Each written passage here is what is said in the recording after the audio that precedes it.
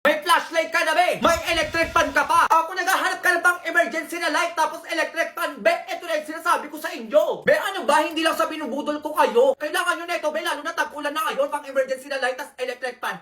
Be, ganyan siya, oh. Oh, di ba may pailaw, tapos may mahina, may pang emergency. Tapos yung electric fan niya, be, hanggang 100 din yan, ha? Oh, 4,000 milliamperes, kaya matagal nyo magagamit to. Oh, ito yung apat na kulay niya, be, para may reference kayo kung bibili man kayo. Tapos tingnan mo yung paganto niya, be, ha? Pang emergency talaga siya, kaya kahit isabit nyo siya sa bag na yan, ayan, oh, makapal to, matigas, hindi agad-agad to masisira. Oh, be, ganyan siya kadilim. Kapag binuksan mo siya, ayan, oh, ang lakas niya, be. Ewan ko na lang kung di nyo pa magustuhan to. Ayan, oh. Ang lakas ng flashlight niya, be. Ito yung mahina, ito naman yung pang emergency, o, di ba? Ewan ko na lang kung di ka pa makita niyan, be. Ayan, oh, sobrang lakas niyan. Tapos, be, kapag ginamit nyo, be, makikita nyo, ayan, oh, yung percent ng electric fan kung ilang percent na yan. Tapos hanggang 100 na din yan, be.